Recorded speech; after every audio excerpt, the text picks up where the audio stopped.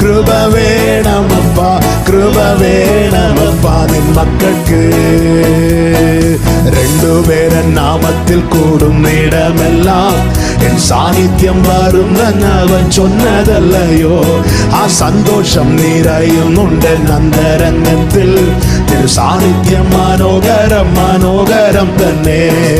രണ്ടുപേരൻ നാമത്തിൽ കൂടുന്നിടമെല്ലാം എൻ സാന്നിധ്യം വരുമെന്നവൻ ചൊന്നതല്ലയോ.